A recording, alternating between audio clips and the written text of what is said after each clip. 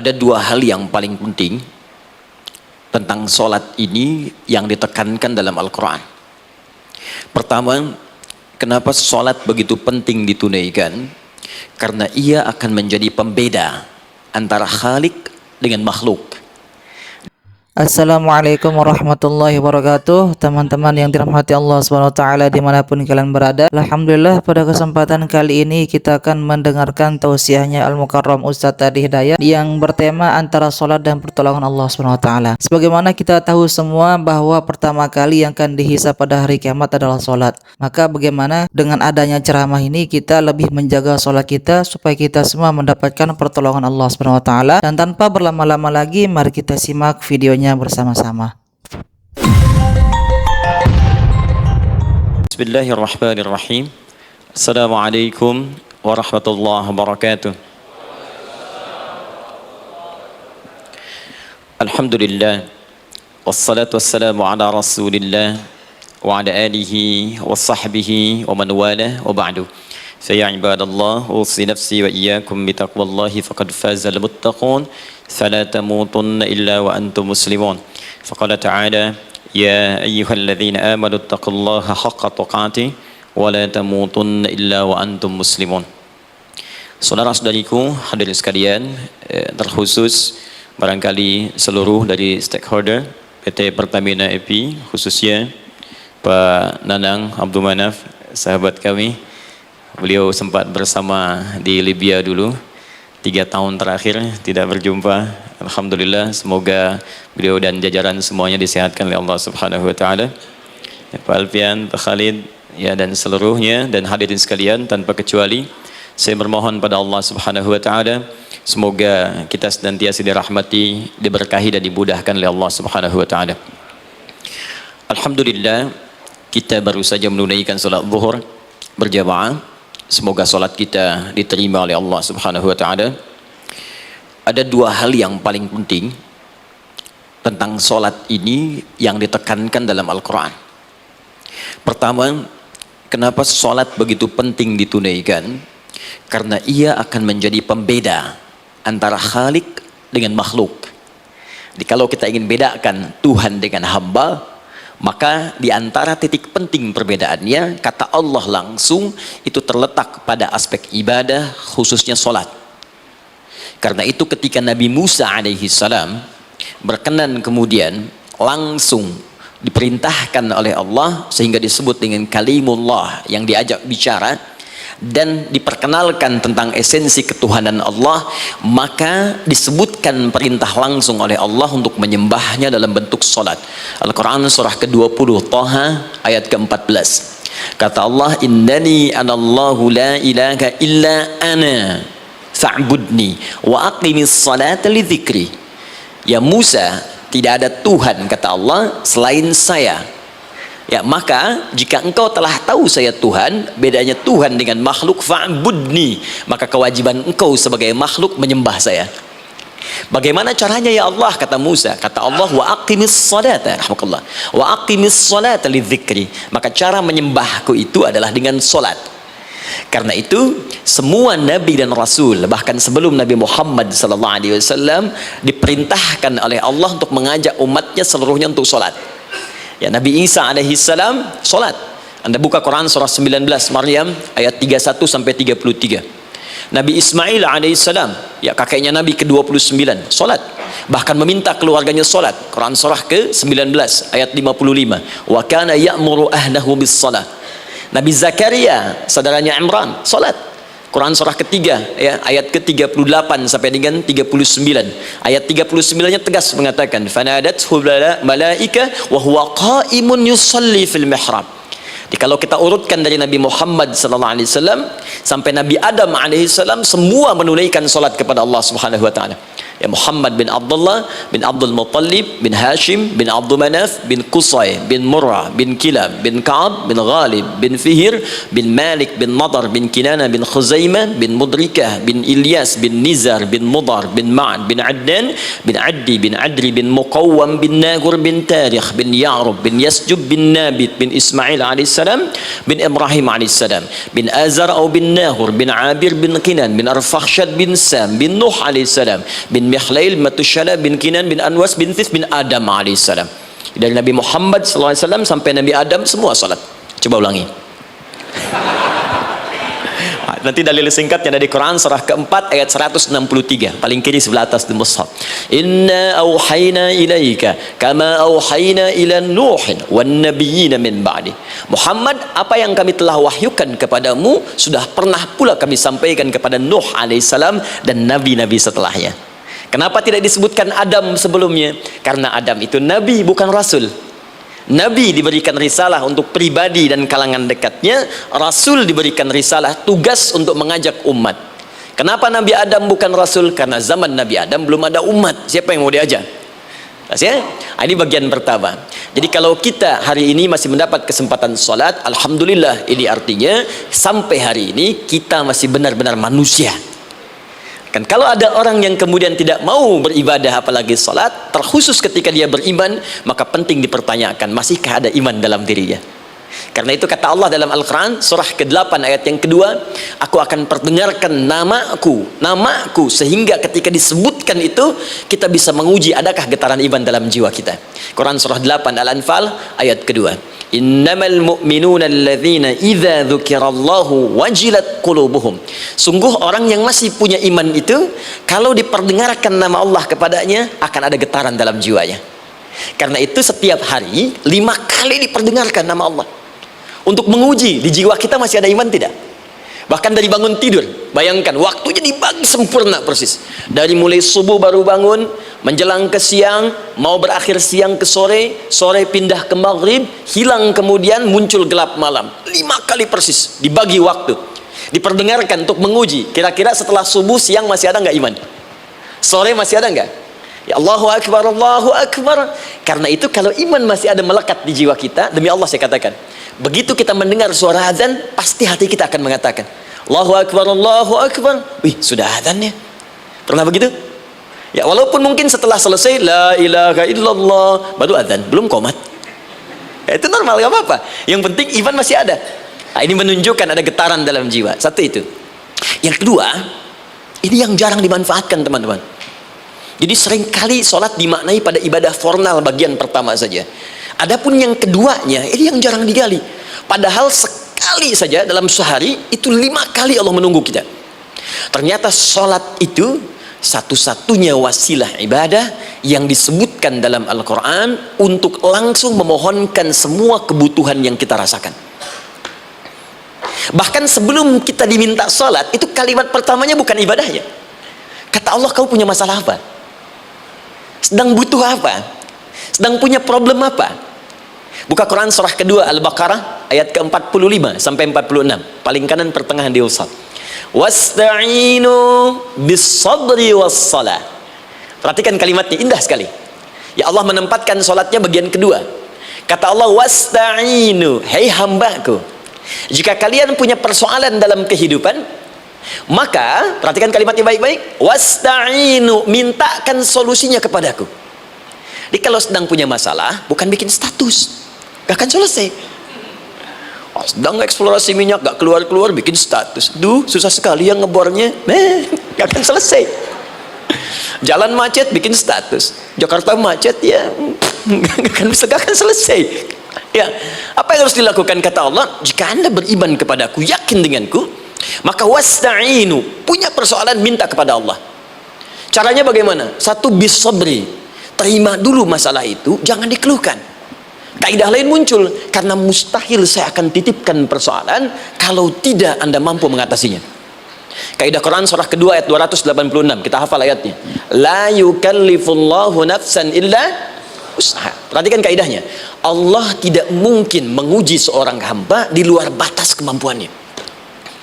Jadi kalau kita sedang punya ujian di rumah kah, pekerjaan kah, kehidupan sosial kah, sebesar apapun ujian itu, kata Allah, memang karena anda yang sanggup.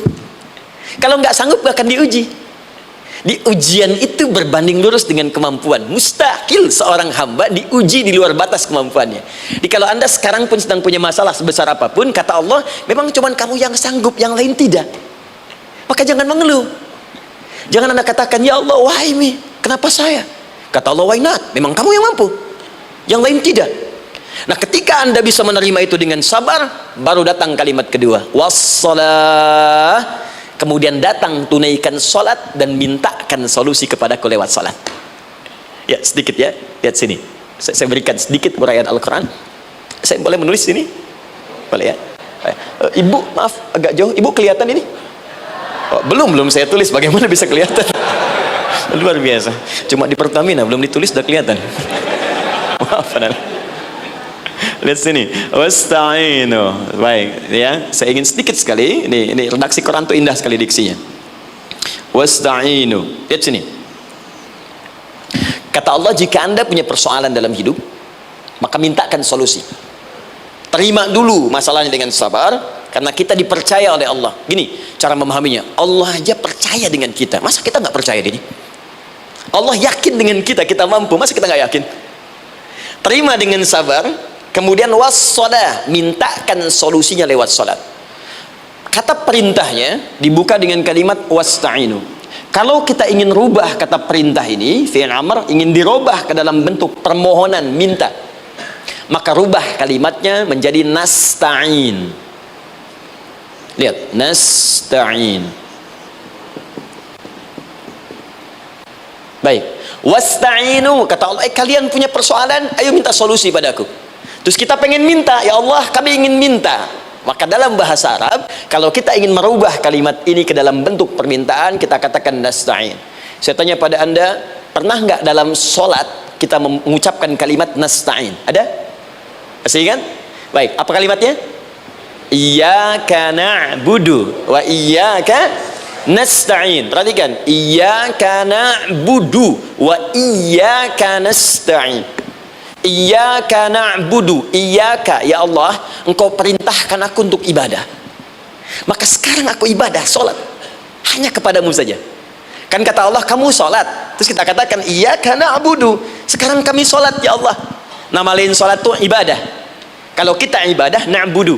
Dari mana tahunnya nama lain sholat ibadah? Quran surah ke-20 ayat ke-14.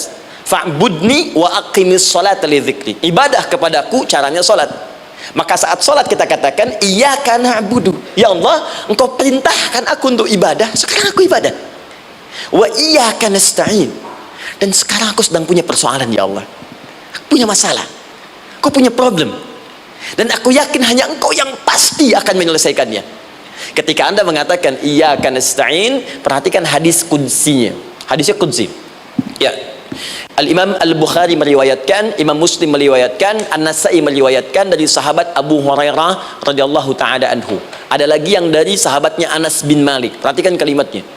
Idza qala al-'abdu iyyaka na'budu wa iyyaka nasta'in, jika hambaku dalam salatnya benar membacanya, benar dari awal salatnya sampai dengan kalimat iyyaka na'budu wa iyyaka nasta'in, ya Allah, sekarang aku ibadah kepadamu dan sekarang aku punya persoalan, aku mohonkan solusinya darimu. Kata Allah, hadza baini wa baina 'abdi, ini perjanjian antara aku dengan hambaku. Wali 'abdi, hadisnya qudsi, wali 'abdi, kalau hambaku benar salatnya sampai kalimat ini, masalah, apapun yang dia minta sekarang aku akan kabulkan. Aku akan kabulkan. Pertanyaan saya, berapa di antara kita yang salat sampai detik ini ribuan kali ruku dan sujud yang memanfaatkan momentum ini untuk memohon? Siapa di antara kita yang ketika sholat memohon kepada Allah solusi? Jangan-jangan selama ini sholat itu hanya menjadi formalitas saja.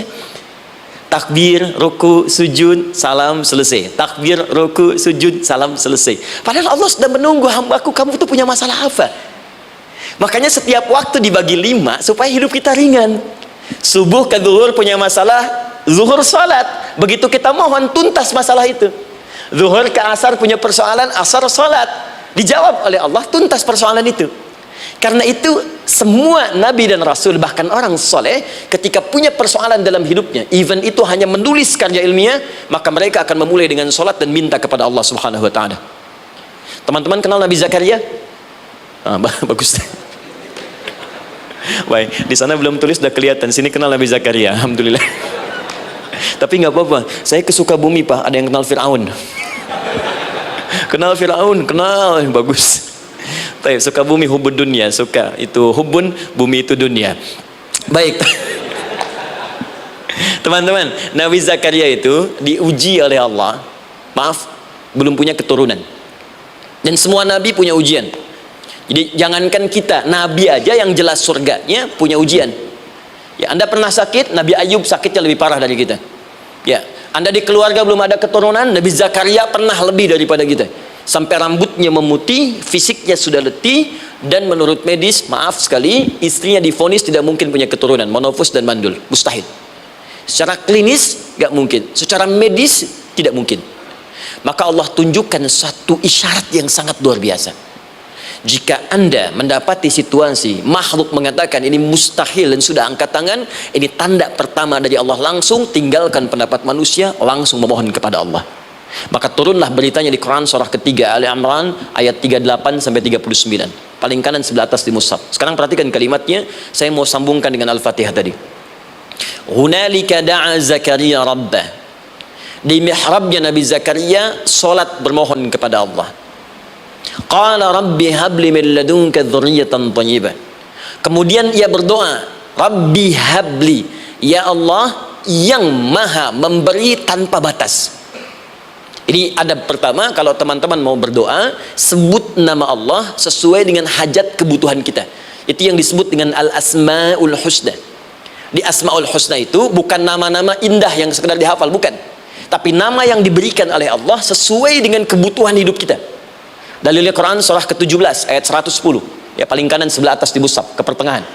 Ya, kata Allah, Qulid Allah. Jika Anda punya persoalan, sebut nama Allah. Allah Awir Rahman atau Ar-Rahman. Ayyamma tad'u, tapi kalau Anda ingin spesifik meminta, falahul asmaul husna. Pilih nama Allah, ia punya nama-nama yang indah sesuai kebutuhan kita. Jadi kalau teman-teman misalnya minta kelancaran rezeki, sebut ya Allah ya Razzaq. Anak mau ujian, ya Allah ya Al-Alim. Di proyek misalnya ada hambatan, ada gangguan, ya Allah ya Al-Jabbar ya Al-Malik. Ingin mudah mengatasi ujian, ya Allah ya Sabar. Minta. Ya, jangan semuanya disebutkan, nanti jadi beban. Ya Allahumma ya Rahman ya Al-Malik ya Al-Quddus ya Sabar, itu kan. Yang tadinya nggak punya masalah jadi punya masalah, gitu kan. Pilih salah satu. Nah, jika Anda ingin memohon pada satu hal yang mustahil menurut manusia, maka minta dengan menyebut nama Allah yang memberi tanpa batas, mustahil di dalamnya. Nama Allah tersebut namanya Wahhab.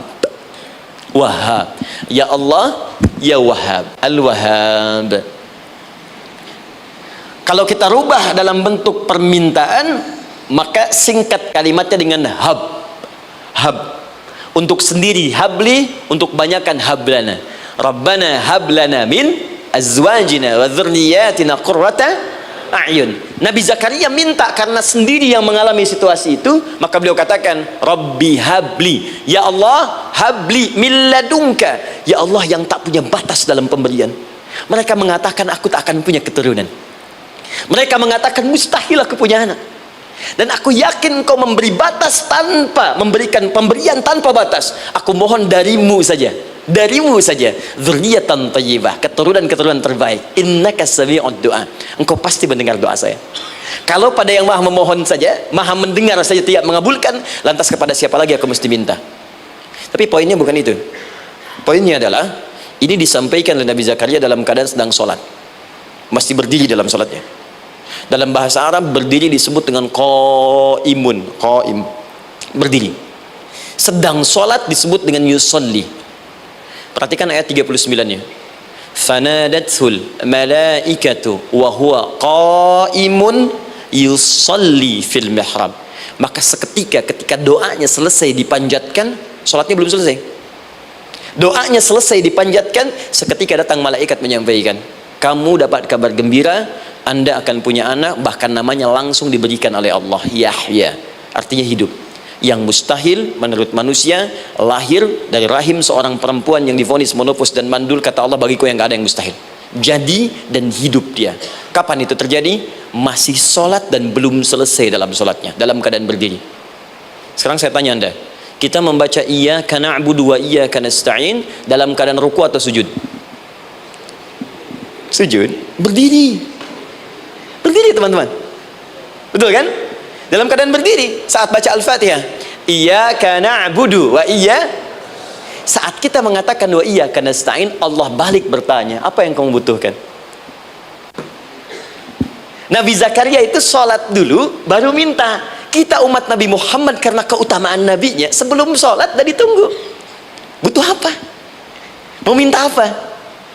Karena itu saya ingin katakan, ayo manfaatkan momentum sholat ini. Jangan sekedar kita kemudian tunaikan formalitas tapi kita tidak mendapatkan keuntungannya. Ayo semuanya, dari mulai takbir sudah ada doa, ruku ada doa, bahkan sujud kita bisa perbanyak dalam bahasa hati kita untuk memohon kepada Allah Subhanahu wa taala. Jelas sampai di sini? Baik, mudah-mudahan insyaallah doa kita dikabulkan oleh Allah Subhanahu wa taala. Ini baru mukaddimah, kita belum mulai, ini pengantar. Tema kita hari ini tentang Al-Quran, dan mudah-mudahan kita diberikan insyaallah kelancaran untuk bahasan kita, dan topik ini insyaallah akan memberikan banyak manfaat dari apa yang kita kerjakan dalam keseharian kita. Saya mohon izin untuk melambatkan bacaan karena tadi hanya mengantarkan saja. Teman-teman, kenapa mesti Al-Quran? Apa esensi Al-Quran? Dan kenapa Al-Quran diwahyukan pada Nabi Muhammad SAW? Apakah khusus untuk sekedar dibaca? Atau ada satu nilai yang sangat penting yang justru itu mengandung nilai mukjizat yang paling dalam dari Al-Quran? Yuk kita mulai dengan Al-Quran surah kedua Al-Baqarah ayat ke-38, paling kanan sebelah atas. Disambungkan dengan Quran surah kedua ayat 185, paling kiri pertengahan di mushaf. Quran surah kedua ayat 38 dengan Quran surah kedua ayat 185. Saya mulai dari kisah Nabi Adam, saya pelan-pelan. Nabi Adam saat diciptakan oleh Allah, kemudian diberikan informasi bahwa beliau akan bertugas di bumi, beraktivitas di bumi.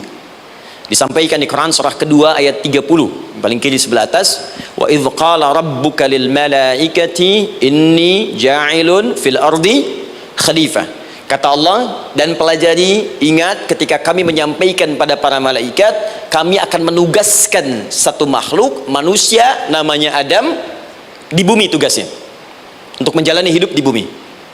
Nah, secara singkat, setelah Nabi Adam turun ke bumi di awal masa bersama Sayyidah Hawa ya alaihi wassalam, maka ternyata bersamaan dengan turunnya Adam dan Hawa ke bumi itu, mereka berdua dibekali petunjuk, yang dengan petunjuk itu, ini yang dahsyat, Allah jamin semua aktivitas hidupnya dari mulai yang sederhana sampai yang kompleks, pasti jika diikuti petunjuk ini dia akan senang menjalaninya dan akan tenang mendapatkan hasilnya. Ya, perhatikan kalimatnya. Quran surah kedua ayat 38. Fokus. Qul nahbitu minha jami'a. Kata Allah, sekarang tiba saatnya Adam, Hawa, turun kalian ke bumi. Kalau setan kita tinggalkan aja ya. Ini kita bahas Adam dulu. Turun kalian semua ke bumi. Fa imma ya'tiyannakum minni huda. Maka nanti sejak kalian tiba di bumi itu, aku akan turunkan satu petunjuk disebut dengan hudan namanya. Hudan. Fokus. Faman tabi'a hudaya, maka jika Anda dan keturunanmu mengikuti semua detil di petunjuk ini, fala khaufun alaihim walahum yahzanun, maka aku pastikan engkau dan seluruh keturunanmu akan menjalani hidup di muka bumi dengan tenang dan senang. Fala khauf, khauf itu gelisah, takut. Lawan dari takut apa? Tenang. Lawan dari gelisah, tenang. Kata Allah, jika Anda mengikuti tuntunan hidup yang ini, maka saya jamin semua hidupmu tenang. Walahum yahzanun, dan saya pastikan selama hidup di muka bumi itu kalian tidak akan pernah bersedih. Senang. Lawan sedih itu senang. Jadi ternyata kita itu diminta tugas di bumi itu bukan untuk dipersulit. Jadi kalau ada yang hidup sampai saat ini sedih deh, di rumah tangga sedih, di kantor nggak tenang, pasti di antara poinnya bukan nggak mampu senang, tapi boleh jadi yang hidup ini tidak membaca petunjuk kehidupannya. Anda kerja di perusahaan, teman-teman ada yang di Pertamina, ada yang di yang lain. Kalau Anda nggak ikuti petunjuk, kan pekerjaan tidak akan berlangsung dengan nyaman, kan? Kalau Anda nggak ikuti aturannya, bagaimana bisa mengerjakan petunjuk itu dengan nyaman? Maka apalagi hidup yang kompleks. Kata Allah, sejak Adam saya turunkan sudah ada petunjuk kehidupan, saya namakan dengan hudan. Anda ikuti petunjuk ini, maka langsung jaminan dari Allah, semua yang Anda jalani dalam hidup pasti saya jamin senang dan tenang. Petunjuk ini disebut apa? Hudan. Nah, agak cepat. Di setiap masa Nabi Adam selesai hidupnya, generasi kemudian berkembang, datang lagi Nabi Nuh sampai ke Nabi Muhammad SAW. Perhatikan baik-baik. Setiap berganti generasi akan turun hudan sesuai dengan kebutuhan masyarakatnya pada saat itu. Baik, Nabi Musa menerima kitab apa namanya? Nabi Musa Taurat. Taurat disebut hudan dalam Al-Quran. Muncul Nabi Musa, kitabnya disebut Taurat. Perhatikan baik-baik. Tahukah teman-teman ketika Taurat disebutkan dalam Al-Quran? Buka Quran surah ke-17. Ya, ayat yang kedua. Wa ataina Musal kitaba, kami berikan kepada Musa kitab. Lihat, wa ja'alnahu hudan li bani Israil, dan kitab yang kami berikan itu yang disebut Taurat, Ali Imran ayat yang ketiga, wa anzalat Taurata wal Injil, kami berikan Taurat kepada Musa. Nah, saat Allah turunkan Taurat itu hudan li bani Israil, isi Taurat ini adalah petunjuk kehidupan khusus untuk Bani Israel saja, umatnya Musa. Jadi kalau umat Nabi Musa mengikuti petunjuk hudan Taurat ini, kata Allah, saya jamin semua hidupnya tenang dengan senang. Nabi Isa turun Injil. Injil disebut hudan dalam Al-Quran. Dan yang terakhir, saya cepat karena waktu kita terbatas, ketika Allah menurunkan Nabi Muhammad SAW dan dipilih sebagai Rasul, maka saat yang bersamaan beliau pun diberikan petunjuk untuk umatnya. Dan dahsyatnya petunjuk itu pun disebut dengan hudan. Buka Quran surah kedua ayat 185. Syahrul Ramadhan alladzi unzila fihi al-Quran. Di bulan Ramadan itu, kata Allah, saya turunkan Al-Quran. Kenapa saya turunkan Al-Quran? Hudal linnas. Saya jadikan Quran ini sebagai petunjuk, pedoman hidup linnas, bukan terbatas untuk satu komunitas, tapi untuk seluruh manusia sampai kehidupan berakhir. An-Nas disebutkan 241 kali dalam Al-Quran, menunjuk pada semua manusia tanpa kecuali. Ini bedanya Al-Quran dengan kitab sebelumnya. Taurat hanya untuk kalangan tertentu saja. Jadi selesai nabinya, selesai kitabnya. Injil hanya kalangan tertentu saja. Nabinya selesai, selesai kemudian misinya. Tapi Al-Quran tidak. Ini kalimat pertama langsung dari Allah. Walaupun nabinya wafat, tapi karena Al-Qurannya didesain oleh Allah untuk seluruh manusia sampai kehidupan berakhir, maka pasti Al-Quran itu di setiap masa akan mampu dijadikan pedoman dalam kehidupan. Nah, jadi prinsip pertama, ketika Allah menurunkan Al-Quran, sebenarnya tujuan utamanya bukan sekedar dibaca, bukan. Tapi di dalamnya itu ada petunjuk hidup, Pak, Bu. Dan yang buat, yang menciptakan kita. Bukankah Anda kalau ingin memperbaiki sesuatu akan datang kepada penemunya, penciptanya? Anda punya handphone, ada masalah, kan datangnya ke counter handphone. Anda punya mobil, ada persoalan, bukankah datangnya ke dealer? Sekarang kita ingin tahu persoalan hidup kita, ingin tahu gambaran hidup kita, ingin tahu misi dan visi hidup kita. Kemana kita kemudian bertanya? Pada pencipta kita. Nah, kata Allah, ketika saya utus manusia pertama kali ke bumi, saya sudah turunkan bagaimana cara menjalani kehidupannya. Dan ternyata berita baiknya untuk kita diberikan oleh Allah satu petunjuk utuh, langsung disebutkan, isinya disebut dengan Al-Quran. Jadi dari Al-Fatihah sampai dengan An-Nas, dia bukan bacaan biasa. Semua di dalamnya ada petunjuk kehidupan kita, dari mulai bahkan dalam kandungan sampai kita wafat kepada Allah Subhanahu wa Ta'ala. Kalau diikuti petunjuk ini, langsung turun jaminan dari Allah, hidup kita pasti akan tenang dan nyaman. Saya bacakan cepat ya, tapi nggak usah ditulis. Nanti kalau teman-teman agak terlambat mengikutinya, Anda buka kembali rekamannya, Anda boleh runtutkan kembali. Saya baca cepat saja, dan ini insya Allah Anda hanya akan temukan dalam Al-Quran. Nanti saya berikan rahasia di akhir sebelum kita akhiri. Yuk, satu, Anda silahkan bandingkan dengan buku manapun, referensi manapun, Anda hanya akan temukan dalam Al-Quran. Dari sejak sebelum lahir, bagi perempuan yang tengah mengandung, langsung Allah berikan tuntunan bagaimana agar kandungan itu berjalan dengan sehat, nyaman, dan mudah ke persalinan. Quran surah ke-7 ayat 189. Perkembangannya bisa diamati dan dicek kemudian, ya, baik ke dokter atau yang lain. Nanti perkembangannya disebutkan di Quran surah ke-22 ayat ke-5. Dirinci lagi di Quran surah ke-23 ayat 11, dari 9 sampai dengan 13. Kemudian mulai terlahir, dari lahiran diberi petunjuk oleh Allah. Nih, berikan ASI. maksimal 2 tahun. Kalau ingin berhenti sebelum 2 tahun boleh, begini caranya. Quran surah kedua ayat 233. Dari sampai usia 2 tahun menjelang balik, kata Allah berikan 4 pendidikan dini. Ini turunannya disebutkan 1, 2, 3, 4. Jika Anda ajarkan ini, maka anak ini akan tumbuh. 1, dekat dengan Allah. 2, dijamin taat pada orang tuanya. 3, dia akan baik dengan lingkungannya. Dan 4, dia akan bertahan dalam kebaikan sampai dia dewasa. Quran surah ke-31 ayat 13 sampai dengan 19. Usia 7 tahun, ya, mulai dia balik misalnya, dia akan mulai belajar bagaimana cara belajar yang baik supaya cepat paham, gampang mengerti. Turun Quran surah ke-9 ayat 122. Amalannya di Quran surah 96 ayat yang pertama. Kemudian rinciannya diturunkan di Quran surah kedua ayat 282 di ujung ayatnya. Lalu bagaimana mencari sekolah yang bagus, majlis yang baik, guru-guru yang baik, diturunkan Quran surah ke-58 ayat ke-11. Dicontohkan tentang Maryam dan Nabi Isa alaihissalam di Quran surah ketiga ayat 35 sampai dengan 37. Naik lagi, dia mulai dewasa, ya, mulai bergaul, bahkan kadang-kadang merantau, punya tempat komunitas berbeda. Bagaimana supaya dia bergaul tidak terpengaruhi lingkungan yang tidak baik. Maaf ya, kadang-kadang ibu yang sudah mengandung, melahirkan, ayah mencari nafkah, tiba-tiba anak pergi bahkan ke kampus, ke sekolah, dapat teman yang gak bagus, pulang-pulang mengecewakan Anda. Dan bagaimana menemukan tempat-tempat yang baik untuk bisa menjaga perilaku anak ini, ditemukan nanti di Quran surah ke-49 ayat ke-13-nya. Dirinci perkembangannya di Quran surah ke-12 Yusuf ayat 2 sampai dengan ayat 29-nya. Sampai ketika dia akan mulai kemudian menikah, kata Allah, pilih pasangan yang baik dengan ta'aruf, berikan mahar yang sempurna. Quran surah ke-4 ayat ke-4. Kemudian dia mulai menikah, kata Allah, sebelum menikah pelajari dulu fikih nikah. Banyak orang yang menikah tapi karena tidak belajar tentang persoalan rumah tangga, apa yang akan terjadi di rumah tangganya. Detil Pak, Bu.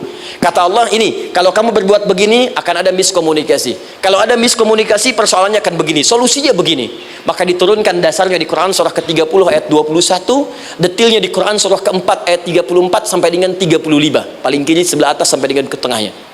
Anda berlanjut, diterangkan oleh Allah, hei, tugas suami saat mulai pertama kali menikah, maka tugas yang pertama siapkan untuk mencari nafkah. Bagaimana caranya ya Allah? Diturunkan oleh Allah. 1, jangan takut kehilangan rezeki.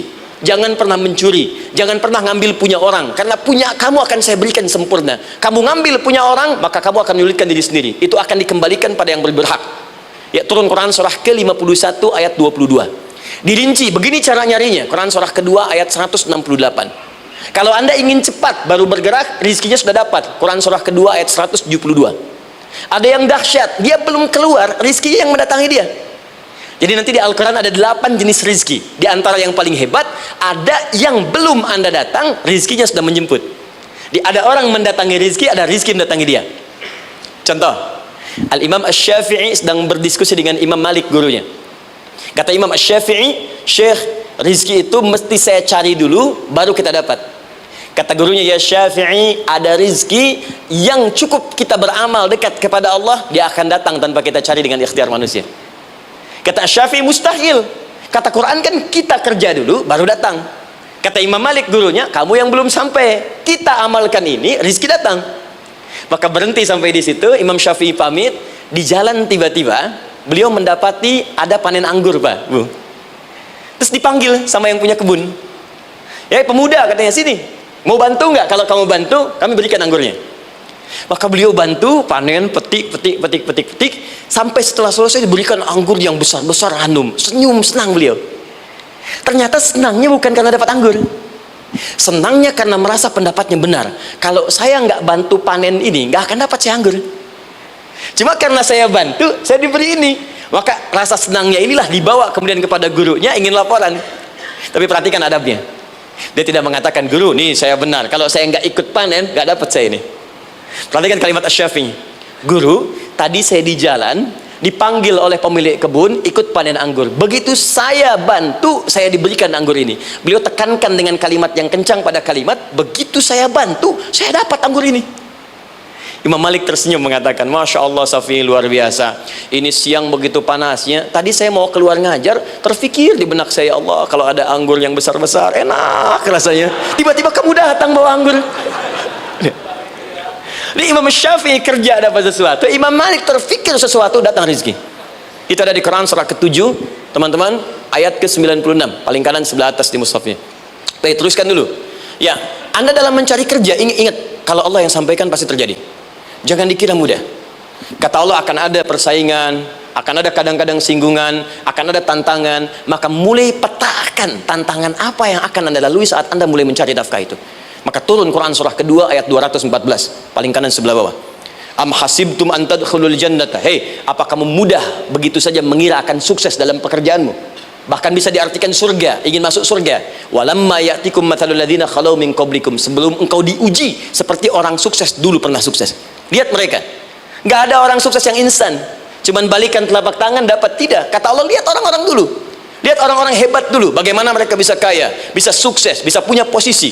Masat umul ba'sa, petakan olehmu tantangan apa yang akan dihadapi saat engkau bekerja itu. Satu, kata Allah, ba'sun, ada yang ringan. Ya, ba's. Ba'sa jama' dari kata ba'sun.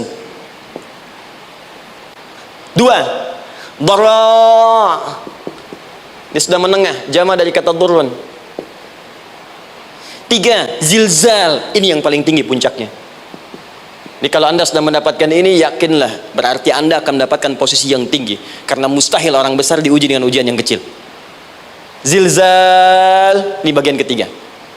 Ba'sa, ba'sun, mulai. Kira-kira tantangan-tantangan ringan apa saja yang akan Anda hadapi? Ya, kalau saya contohkan misalnya dengan contoh yang lain singkat, Anda mau ke masjid, ingin konsisten, mulai hijrah, ingin dekat dengan Allah, tiba-tiba yang tadinya nggak mau ke masjid, mulai ke masjid, diuji dengan hujan. Hujan kecil, rintik-rintik, shower. Begitu hujan, orang Arab mengatakan kalau hujannya bisa lewat tanpa payung pun, orang Arab mengatakan la ba'sa. La ba'sa, ini ringan. Orang kita sambungin labas.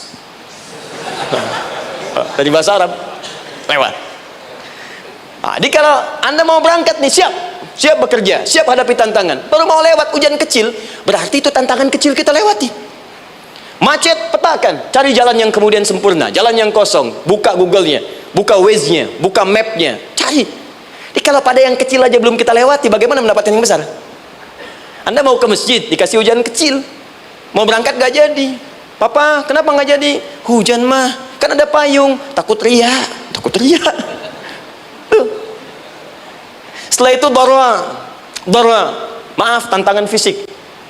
Kadang-kadang mulai ke fisik, mulai mengganggu, ya, maaf, dirincikan kemudian oleh Al-Quran. Turun Quran surah ke-21 ayat 87 sampai 88, kisah Nabi Yunus alaihissalam.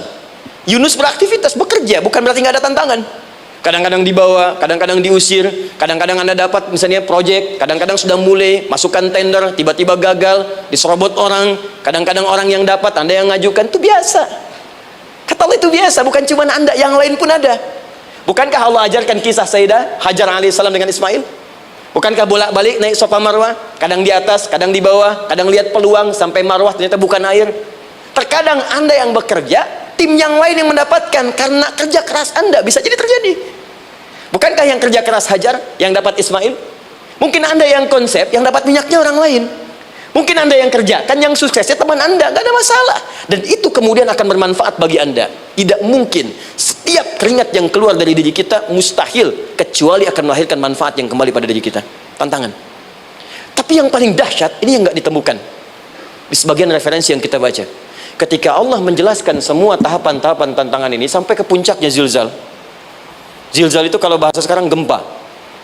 Ada ujian yang menggoncang hati kita. Ketika Anda kerjakan, ya Allah, tantangannya dahsyat. Kenapa mesti saya, ya Allah? Kau nggak selesai-selesai, ya Allah. Itu wajar, teman-teman, itu biasa. Kata Allah, orang dulu saja mengatakan, mata nasrullah, kapan ini selesai? Berbahagialah kalau teman-teman sudah mendapatkan tantangan puncak yang paling tinggi ini. Ini artinya Allah sedang mempersiapkan Anda menjadi orang besar di kemudian hari. Dan cara mengatasinya diturunkan Quran surah ketiga ayat 142, paling kiri sebelah atas. Perhatikan dahsyatnya. Yang pertama diterangkan tantangannya, yang kedua dijelaskan cara mengatasinya. Saya mau berhenti sampai di titik ini, nanti saya terangkan cara berinteraksi dengan Al-Quran. Ya, perhatikan baik-baik. Kata Allah, jika kelak engkau sudah bisa memetakan tantangan ini, maka siapkan solusi untuk mengatasinya. Ayatnya dibuka dengan kalimat yang sama persis. Saya pernah sampaikan teori ini di dua perusahaan besar di Indonesia. Yang pertama ada salah satu perusahaan, karena ini direkam saya nggak sebutkan perusahaannya, perusahaan otomotif besar, sedang turun gratis, kemudian juga ada inflasi yang tinggi. Terus saya terangkan teori Quran, dia praktekkan berhasil Pak. Padahal saat itu saya presentasi di depan non-muslim, sales-sales se-Indonesia dikumpulkan, saya bedah tentang ini, dan mereka berhasil, sampai sekarang naik lagi.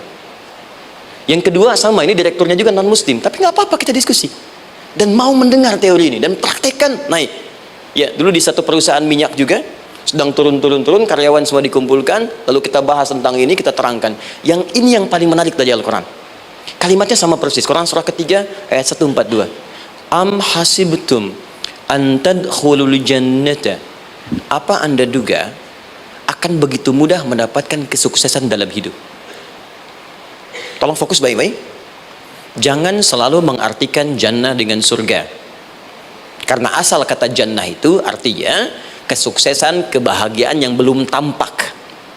Surga, kenapa disebut dengan jannah? Karena itu puncak kebahagiaan kita yang belum nampak sekarang. Ya, saya kasih rahasia ya. Ini antara kita saja nih. Kalau ada kata jim dengan nun di depannya, itu pasti tidak nampak, tersembunyi. Apapun tambahannya. Ya, misal, jin kenapa disebut dengan jin? Karena memang ketika diciptakan dia tidak tampak, tersembunyi. Lawannya ins, karena itu kita disebut ins, karena saat lahir kita tampak. 18 kali disebutkan dalam Al-Quran. Ya ma'syaral jinni wal ins, wa ma khalaqtul jinna wal ins. Jadi jin disebut jin karena memang fitrahnya tersembunyi, nggak nampak. Jadi kalau ada jin melakukan penampakan, itu jin sedang kena masalah, sedang keluar dari fitrah. Sama dengan manusia, harusnya tampak. Jadi kalau ada manusia yang senang sembunyi-sembunyi, dia sama dengan, bukan saya yang bilang, sedang punya masalah. Ya, ke kantor sembunyi-sembunyi, hati-hati Pak Alfian tuh. Biasa ada pintu depan, masuk pintu belakang. Suami di rumah buka WA sembunyi-sembunyi, Bu, hati-hati itu. Pulang lewat pintu belakang, berarti sedang punya persoalan dalam hidup. Setiap ada jim dengan nun, pasti tersembunyi. Ibu punya janin, rahim, dalam rahim ada janin. Kenapa disebut dengan janin? Jim nun, ya nun. Karena sosok itu belum nampak dalam pandangan kita. Nanti kalau sudah lahir, baru tampak. Jannah, kenapa disebut jannah? Karena belum tampak dalam pandangan kita, nanti kelihatan.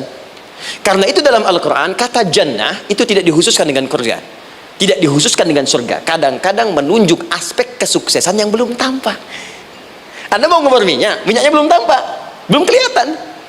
Anda mau kerja, ya hasilnya kan belum tampak, baru ikhtiar sekarang. Karena itu orang Arab disebut kaya kalau mereka mendapatkan kebun yang tak tampak sebelumnya. Kebun anggur, bukan kurma, kalau kurma banyak. Kebun anggur, ada apel, ada jeruk, sampingnya ada sungai-sungai, disebut dengan jannah. Ya, kalau punya unta, nggak kaya di Arab, biasa. Karena yang kelihatan padang pasir, unta, hitam, merah, biasa. Tapi kalau sudah punya kebun anggur yang sulit di padang pasir ada kebun, itu baru disebut kaya. Karena itu orang Arab kadang mengartikan jannah dengan aspek kesuksesan yang belum tampak, diartikan dengan kebun anggur, kebun apel, dan macam-macamnya. Perhatikan, am hasibtum an tadkhulul jannah. Apa Anda duga ingin sukses itu begitu mudah? Sukses jadi tidak. Walamma ya'lamillahu alladhina jahadu minkum wa ya'lamas sabirin. Perhatikan baik-baik. Sebelum Allah memastikan pada diri Anda terdapat dua hal yang paling utama untuk mengatasi tantangan tadi. Satu, jahadu, kesungguhan, serius. Jadi kalau mau sukses mesti serius, kerja serius, cintai pekerjaan Anda, ya, belajar anak-anak serius, pastikan belajar dengan serius. Jangan cuma anak-anak duduk paling belakang, nggak pernah nanya, kadang ngantuk, pulang, ujian, besoknya mau ujian baru belajar, ya, sistem SKS, ya, sistem kebun. Ya, kadang-kadang sejam, Bu, Pak. Saya pernah ada orang di luar ngadu waktu di Libya, Ustadz, gimana ini orang Indonesia? Kenapa? Saya belajar 3 bulan, besok mau ujian. Teman antum orang Indonesia pinjam catatan saya, baru semalam dia dapat 8, saya 7,5. Saya bilang, Anda belum tahu sistem SKS tuh. Baik, ya. Tapi itu bukan solusi. Begitu ujian selesai, ilmu lupa. Itu poinnya. Jadi kalau hanya sekedar ilmu dipakai untuk ujian, pada prakteknya nggak akan terpakai. Ini banyak anak sekolah sekarang hanya belajar untuk ujian saja. Padahal kalau dipraktekkan, kadang kaitan dengan agama tinggi, Bu, Pak. Fisika itu dengan agama itu tinggi. Gaya F1 sama dengan F2, gaya gerak sama dengan gaya dorong. Gaya sedikit, maka keluarnya sedikit. Pukul kencang, bunyinya kencang. Imannya kalau kuat, amalan jadi banyak. Iman sedikit, amal pun sedikit. F berbanding lurus dengan P, hukum Pascal. Gaya berbanding lurus dengan tekanan, masuk bab akhlak. Makin banyak gaya, makin banyak tertekan. Nah itulah. Gaji 5 juta, gaya 10 juta, kan? Ini serius. Serius. Di divisi apapun Anda, saya sepekan lalu lah takziah ke tempatnya yang Habibie, terus diminta tausiah di sana, dan saya perhatikan beliau termasuk yang paling serius ketika diberikan tugas apapun. Gak pernah diberikan amanah kecuali mencintai pekerjaan itu. Yang Habibie demikian. Diciri orang sukses itu serius. Tapi keseriusan itu, kata Allah, petakan jadi 3 bagian lagi. Karena jahadu itu punya 3 turunan kata. 1, keseriusan merencanakan, disebut ijtihad namanya. Punya rencana. Mappingnya apa? Stepnya apa? Oke, Anda ingin kerjakan sebuah proyek, baik, proyeknya berlangsung berapa lama? Target kita apa? Jangka panjangnya, menengahnya, jangka pendeknya. Kemudian apa tantangan yang akan dihadapi di setiap tahapan-tahapannya? Selesaikan. Bahkan saking pentingnya tahap perencanaan ini ditunjukkan oleh Allah langsung lewat sholat. Teman-teman masih ingat sholat pertama yang kita kerjakan setiap hari, sholat apa namanya? Subuh. Apa artinya subuh? Tuh, ini masalahnya. Ini kata Al-Quran sendiri ya, kata Al-Quran sendiri. Nanti akan ditemukan orang yang ibadah tidak paham apa yang dikerjakan dan dilakukan dalam ibadahnya. Contoh sholat. Kata Allah, akan ada orang sholat yang saat sholat tidak mengerti apa yang ia baca dan dia lakukan dalam sholatnya. Jujur tanyakan pada diri kita, sampai detik ini, dari sekian ribuan kali ruku dan sujud, berapa persen bacaan sholat yang kita pahami? Jangan-jangan kita ruku tapi nggak ngerti yang dibaca. Sujud tak paham yang diungkapkan. Bagaimana bisa khusyuk? Mustahil. Maka kembali ke sini, kenapa sholat pertama itu disebut dengan subuh? Teman-teman, ternyata semua nama sholat dari subuh sampai isya plus bacaan dan gerakan dari takbir sampai salam itu bukan sekedar gerakan semata. Semua ada artinya, ada maknanya, dan diajarkan oleh Nabi langsung. Subuh disebut dengan subuh, ada 2 kata. 1 fajar, Quran surah ke-17 ayat 78, inna Qur'anal fajri kana mashhuda. Kedua subuh di surat At-Takwir, was-subhi idza tanaffas. Kenapa disebut fajar? Fajar itu pancaran positif, pancaran kebaikan. Jadi kalau yang baik disebut fajar, kalau yang jelek disebut fujur. Fujur ada di Quran surah 91 ayat 7 sampai 8. Wa nafsi wa ma sawwaha fa alhamaha fujuraha wa taqwaha. Fujur itu rambatan, gelombang buruk yang muncul dari nafsu. Ya, ditembuskan ke elemen tubuh kita. Misal gini. Tiba-tiba pengen marah. Ya, di tubuh kita mengatakan melotot, maka ini ada pancaran di hati kita nyambung kemudian ke mata. Ini rambatan dari sini ke mata disebut fujur namanya. Mau ke tangan pukul, masuk ke tangan. Itu rambatannya disebut fujur namanya. Ya. Yang baiknya disebut fajar. Ya, misal saya ingin sholat, tiba-tiba hati mengatakan sudah azan, merambat ke kaki, cepat melangkah, cepat wudhu. Nah, itu rambatannya disebut fajar namanya, atau infajar. Ini pasti ada, ya. Fujur nama lainnya nafsu. Disebutkan 115 kali dalam Al-Quran.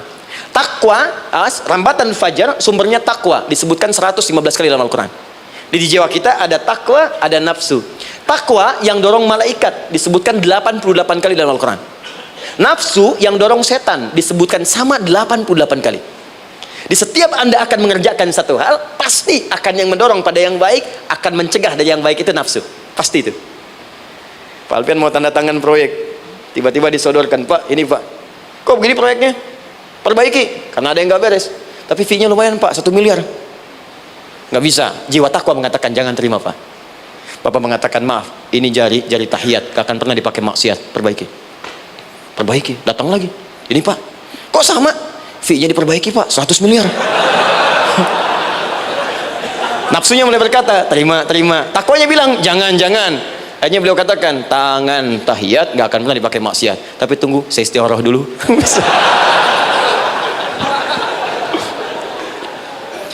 Nah, waktunya, ini salatnya disebut fajar. Kenapa disebut fajar? Karena saat kita tidur, terus dengar suara azan, Allahu Akbar, maka memancar dari iman kita, rambatan untuk merespon suara itu, bangun kita untuk menunaikan salat. Waktunya disebut subuh. Kenapa disebut subuh? Dari kata asbah. Asbah itu artinya yang siap dengan rencana. Dia orang Islam tuh nggak ada yang bangun dari tidurnya kecuali punya rencana jelas yang akan dieksekusi di hari itu. Makanya sebelum kita bekerja mengeksekusi itu, kita datang menghadap Allah supaya Allah berikan kemudahan di setiap aktivitas kita. Coba lihat manajemen Nabi. Bukankah sebelum tidur beliau istighfar dulu? Dirinci pekerjaannya, dicatat yang akan dikerjakan besok, istighfar 70 kali, 100 kali, sehingga dengan istighfar saat tidurnya tenang. Coba kita biasakan. Ada yang baca Quran, ada yang istighfar.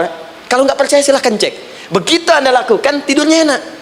Besoknya rencana itu sudah siap. Makanya ketika bangun, siap jam 7 mau kemana, jam 8 ada di mana, jam 12 kerjakan apa. Sebelum mengerjakan itu, datang kepada Allah, sujud, ya Allah, saya punya rencana ini, tolong mudahkan. Begitu caranya.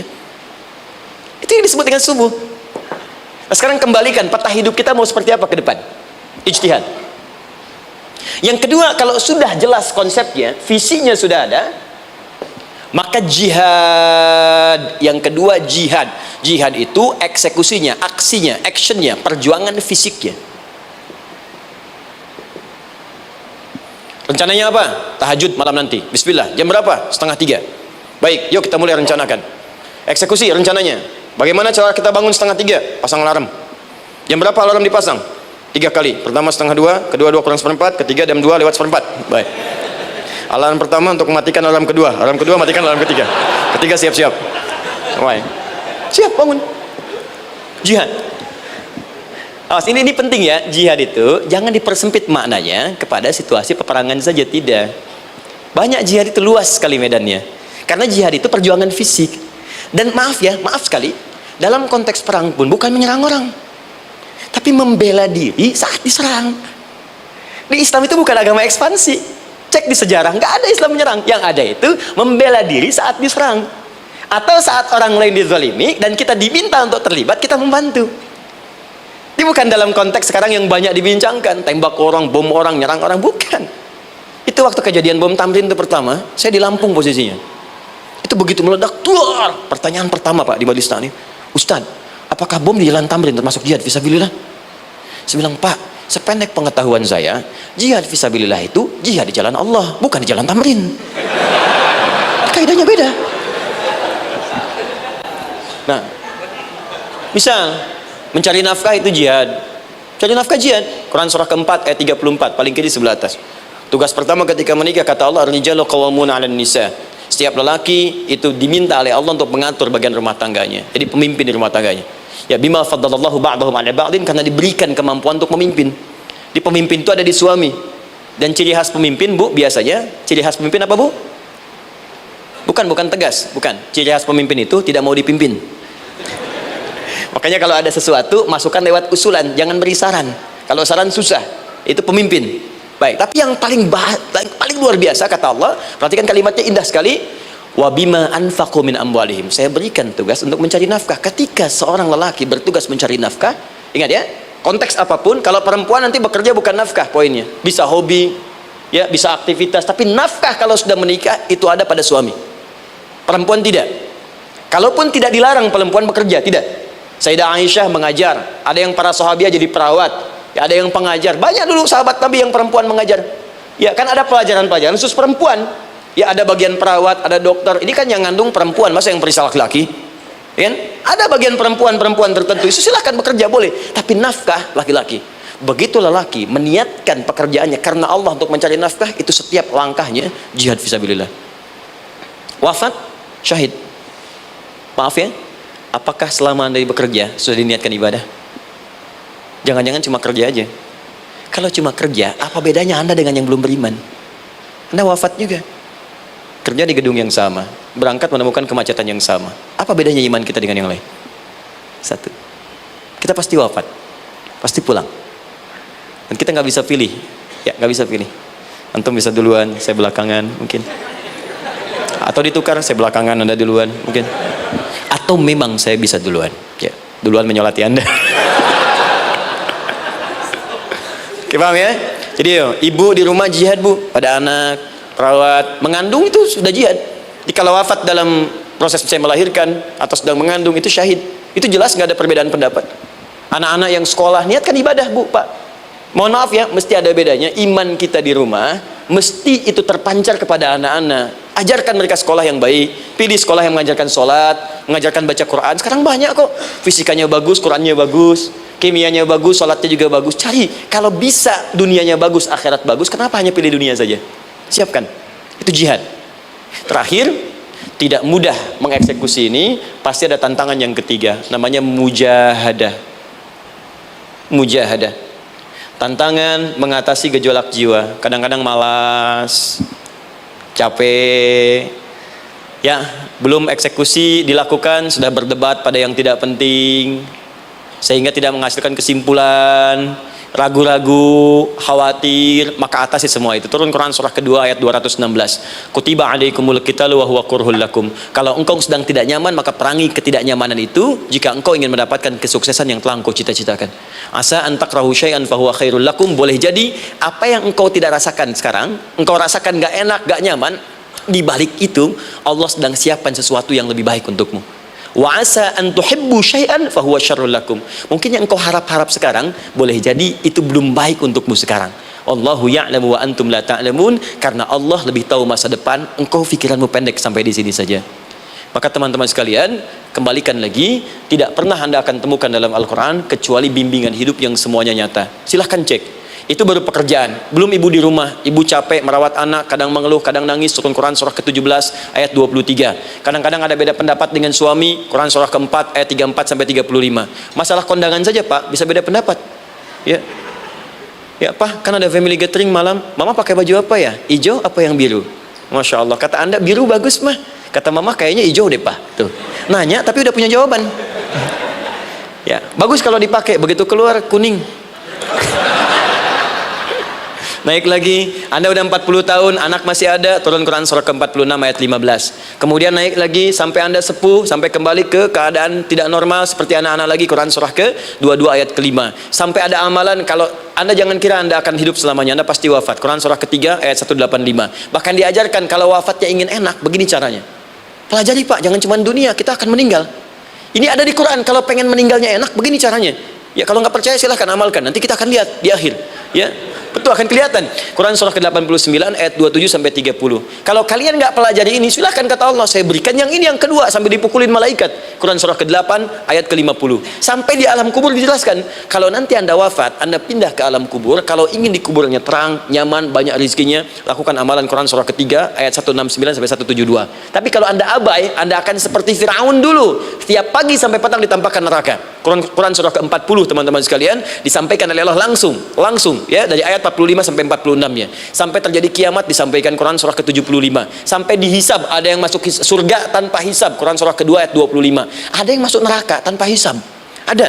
Kan yang kita tahu surga aja, masuk neraka tanpa hisab ada. Quran surah 18 ayat 99 sampai dengan 100. Sampai disebutkan surga yang paling indah nomor 1 bersama Nabi dan orang-orang soleh. Jadi kalau Anda masuk sini, tetangga Anda semua Nabi. Ya, depannya Nabi Ibrahim, belakangnya Nabi Musa misalnya, samping kirinya Nabi Yusuf, ya, samping kanan Nabi Muhammad SAW. Itu cuma 3 golongan, orang soleh, para syuhada, orang-orang jujur dalam kehidupan dunianya. Jadi kalau Anda jadi pekerja yang jujur, taat kepada Allah, Anda berpotensi masuk surga bersama semua Nabi dan Rasul yang pernah diutus. Ya, baik, itu ada di Quran surah ke-4 ayat ke-69.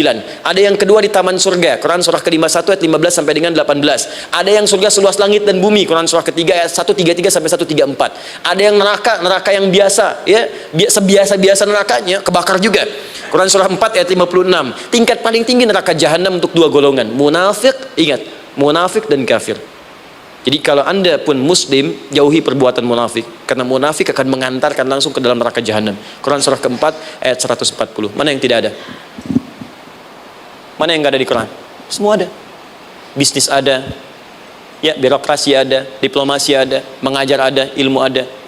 Karena itu saya mau tutup, jika kita ingin benar mengeluarkan petunjuk ini seperti orang dulu pernah melakukannya, maka kata Allah melalui lisan Rasulullah, turun Quran surah ke-29 ayat ke-45. Satu ini aja kita kerjakan, insya Allah ini akan beda kita rasakan. Utslu ma uhiya ilaika minal kitab. Jika kalian kemudian hidup di muka bumi, maka keluarkanlah bimbingan dari Al-Quran sesuai dengan kebutuhan kita secara tematik. Utslu itu dari kata tilawah. Tilawah itu baca, pahami, amalkan. Karena itu setiap kita baca Al-Quran, di sampingnya pasti ada yang menerjemahkan supaya kita paham. Betul kan? Ketika ada yang baca Al-Quran, di sampingnya ada siapa? Ya, sari tilawah kan? Baik, sari tilawah itu bahasa Indonesia, ya sari, sebetulnya tilawah saja. Tapi mungkin saat yang menerjemahkan dulu pertama di Indonesia namanya Bu Sari, karena itu disebut sari tilawah. Ya, kalau Adi mungkin ada tilawah gitu kan. Nah, jadi teman-teman caranya begini, Anda keluarkan sesuai kebutuhan. Enggak semua ayat Quran mesti kita kaji.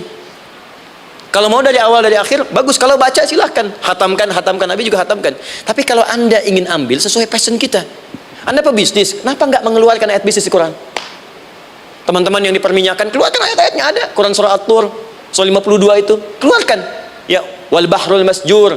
Dan jika Anda akan melakukan eksplorasi di laut, carilah laut yang punya nih kualifikasi begini, yang di bawahnya ada endapan tanah yang melahirkan api, kata Allah tuh. Itu potensial ada minyaknya.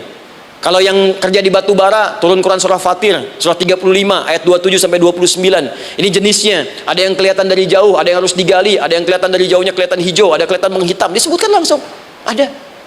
Jadi kenapa nggak Anda turunkan dalam bentuk-bentuk tematik yang itu bagian kita? Ada yang pokok, ada yang spesifik. Yang pokok tentang sholat, karena semua orang sholat. Tentang ayah, Anda jadi ayah berapa tahun? Kenapa nggak dikeluarkan di Quran ayat-ayat tentang ayah?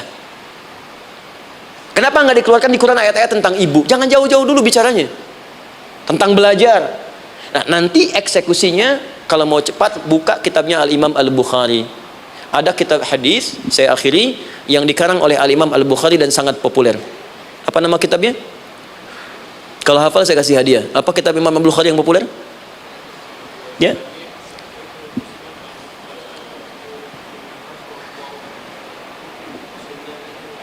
Baik, Anda saya kasih hadiah umrah. Baik. Insyaallah. Januari awal insyaallah ada yang kami hadiahkan umrah dari atlet peraih Asian Games. Ya, Anda boleh ikut nanti. Ya, ada juga saya senang saya cinta dengan bangsa ini.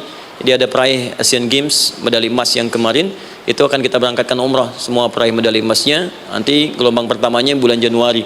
Ya, 2020 nanti sekitar 3 bulan lagi insyaallah Anda nanti akan mengikuti. Ada juga nanti dari kalangan Polri, ada TNI juga yang akan ikut dan saya sertakan. Baik.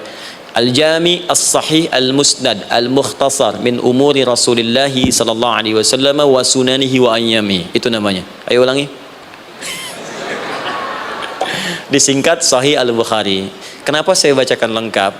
Bukan karena singkatannya, tapi banyak orang sekarang baca buku, baca kitab hanya langsung ke isinya. Padahal setiap ulama ketika menuliskan judul kitabnya, itu pasti ada petunjuk di dalamnya. Kata Imam Al-Bukhari, Al-Jami As-Sahih, kitab ini saya buat sebagai petunjuk umum miniatur kehidupan Nabi yang bisa kita ambil hikmahnya sekarang. Jadi kalau kita pengen tahu bimbingan Nabi di masa lalu, supaya kita terapkan sekarang, buka kitab saya ini. Semuanya mustad bersambung kepada Nabi. Sahih saya pastikan, saya teliti satu-satu. Al-Mukhtasar, saya persingkat, gak bertele-tele. Nah, ini poinnya. Min umuri Rasulullah sallallahu alaihi wasallam wa sunani wa ayyamihi. Ini semua pekerjaan Nabi selama 24 jam. Secara singkat saya tutup dibagi 97 pembahasan. Setiap 97 pembahasan, satu babnya itu berisi bimbingan hadis-hadis Nabi. Di situ ada bab tentang bisnis, kitabut tijarah. Bab tentang ilmu, kitabul ilmi. Bab bahkan tentang sakit, kalau pengen cepat sembuh apa? Kitabul marid. Bab tentang pemerintahan, kitabul imarah. Bab tentang penguatan iman supaya naik gak turun-turun, kitabul iman. Anda tinggal pilih profesi apa, cari Sahih Al-Bukhari, harganya murah. Maaf, dibandingkan pulsa Anda pun masih murah kitab Al-Bukhari. Ya, beli 4 jilid cuma 350.000 yang bahasa Arab saja. Ya, kalau mau terjemahan, cari terjemahannya. Ya, dapatkan itu, keluarkan babnya sesuai profesi kita. Itu ketika dibuka kitab ini, yang pertama muncul ayat Quran dulu. Ini ayatnya, ini hadisnya. Ini ayatnya, ini hadisnya. Teman-teman gak usah baca semuanya, keluarkan passion Anda apa, di situ belajar. Sebulan saya belajar ini, besok saya pindah lagi. Sebulan topik ini, besok ke topik yang lain lagi. Saya kira insya Allah kalau itu kita terapkan dengan baik, maka Al-Quran akan hidup dalam seluruh aktivitas kita dan mudah-mudahan keberkahan akan diturunkan oleh Allah Subhanahu Wa Taala. Ya, tidak cukup dengan amin, mulai dulu. Ya, mulai dulu, petakan dulu, eksekusi dulu. Saya kira itu yang saya sampaikan. Anda punya hak dan kewajiban. Hak Anda sudah dapatkan dan kewajiban kita semua untuk kembali beraktivitas. Saya mengucapkan terima kasih atas undangan dari pihak Pertamina untuk Anda seluruhnya. Saya ingin tanya, kalau jamaah di sini ada berapa kurang lebih? Kurang lebih yang rutin 500 ada 550. Baik, nanti saya hadiahkan mushaf sebanyak 550. Ya, dan itu nanti setiap ada kajian atau zuhur salat Anda bisa baca di sini, baca mushafnya. Kemudian yang kedua, saya nanti berikan buku untuk bacaan Ya, itu buku yang saya berikan insyaallah tentang manusia. Jangan-jangan selama ini kita jadi manusia, kita tidak tahu mau kemana kita, ya. Itu saya keluarkan dari Al-Quran langsung, seperti apa Allah menerangkan tentang kemanusiaan kita. Saya juga hadiahkan sejumlah yang sama, 550. Nanti satu orang bisa mendapatkan satu-satu. Dan terakhir barangkali, mau hafal Quran? Oh, mau, baik. Alhamdulillah. Alhamdulillah. Saya berikan mushafnya yang spesial. Nanti kita mulai dengan 10 juz dulu, ya. Nanti saya berikan At-Taisir yang 10 juz. Itu ada mudah untuk bisa menghafal Quran. Mulai dari 10 juz dulu, nanti bisa disempurnakan. Saya berikan 550 Quran khusus untuk dijadikan sebagai hafalan. Nanti cara menghafalnya bisa dibuka saja di YouTube. Nanti di situ ada cara kami menjelaskan. Dan bulan depan kita ada karantina akbar. Jadi menghafal Quran dalam 30 hari. Alhamdulillah angkatan pertama sudah selesai. Ada yang hafal 24 hari, 23 hari. 30 juz, bukan juz 30, ya. Ada yang 30 hari, ya, ada juga. Sekarang sedang gelombang kedua. Mudah-mudahan di Pertamina ini juga insyaallah dalam proses bekerja ada juga yang menghafal dan hafal Quran insyaallah, ya. Saya kira itu. Nanti pulang dari sini dikabari. Kalau ada mobil disiapkan, kalau tidak ada kami juga coba antarkan. Nanti kami siapkan dan mudah-mudahan bisa bermanfaat untuk teman-teman. Kalau ada yang bisa saya lakukan untuk bersinergi di sini untuk membuat teman-teman lebih dekat dengan Allah, sampaikan, dan saya dengan senang hati. Ya, saya datang sendiri, tulis sendiri, terangin sendiri, ngapus sendiri, gitu kan. Terus juga berikan apa yang Anda butuhkan. Kalau dengan semua itu Anda belum juga dekat dengan Allah, ya saya harus bagaimana lagi, gitu kan. Baik, kita berdoa, mudah-mudahan doa kita dikabulkan Allah. Ada 3 cara berdoa. Pertama, cukup dengan hamdalah kalau singkat. Kedua, kalau ada perselisihan, kifaratul majlis. Dan yang ketiga, kadang Nabi berdoa, sahabat mengikuti dalam momentum yang khusus. Saya ingin menggabungkan ketiganya. Mudah-mudahan dengan itu keberkahan diberikan luas kepada kita semua. Alhamdulillahi Rabbil Alamin, hamdan syakirin, hamdan na'imin, hamdan yuwafi ni'amahu wa yukafi mazidah. Ya Rabbana lakal hamdu wa lakal syukru kama yanbaghi li jalali wajhikal karim wa li 'azimi sultanik. Allahumma salli wa sallim wa barik ala rasulika karim nabiyyikal amin sayyidina Muhammadin wa ala alihi wa sahbihi ajma'in. Allahumma rabbana la tada' lana fi maqamina hadha wa fi kulli maqamin dhanban illa ghafartah.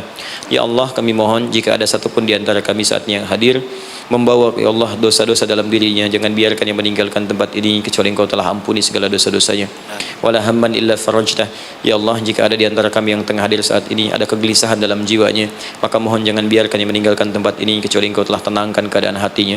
Allahumma wala asran illa yassartah. Ya Allah, jika ada di antara kami yang tengah mengalami kesulitan baik di pekerjaannya, kehidupan rumah tangganya, maka dengan keikhlasan amalnya, ya Allah, angkat dan ringankan segala kesulitannya. Allahumma wala maridan illa syafaitah. Jika ada di antara kami yang tengah Engkau uji dengan penyakit seberat apapun, maka mohon angkat dan sembuhkan segala penyakitnya. Allahumma yassir lana umurana wa la tu'assir alaina. Ya Allah, mudahkan semua urusan kami, jangan berikan kadar ujian yang tidak kami sanggup mengatasinya, ya arhamar rahimin. Allahumma alif baina qulubina, ati anfusana taqwaha wa zakkiha anta khairu man zakkaha anta waliyuha wa maulaha. Ya Allah, mohon lembutkan hati kami untuk saling bersaudara dalam kebaikan, jauhkan kami dari perpecahan, ya Allah, dan bersihkan jiwa kami agar kami bersih keadaan jiwa untuk bisa beramal dalam kebaikan dengan mendapatkan ridha-Mu. Allahumma rabbana atina fid dunya hasanah wa fil akhirati hasanatan wa qina adzabannar. Ya Allah, kami mohon anugerahkan segala kebaikan di muka bumi ini yang mampu kami raih, dan berikan kami segala kemuliaan di akhirat yang mampu kami dapatkan, dan mohon jauhkan kami dari segala, ya Allah, murka dan neraka-Mu. Allahumma barik lana ya Allah fi ailatina wa fi amalina, ya Allah, wa fi kulli, ya Allah, hayatina. Ya Allah, kami mohon anugerahkan keberkahan dalam kehidupan keluarga kami, di kantor, di pekerjaan kami, dan seluruh tahapan kehidupan yang akan kami lalui. Bi fadlika subhana rabbika rabbil izzati amma yasifun, wassalamun alal mursalin, subhanakallahumma wa bihamdika asyhadu an la ilaha illa anta nastaghfiruka wa natubu ilaik, wa akhiru da'wana alhamdulillahi rabbil alamin. Thumma assalamu alaikum warahmatullahi wabarakatuh.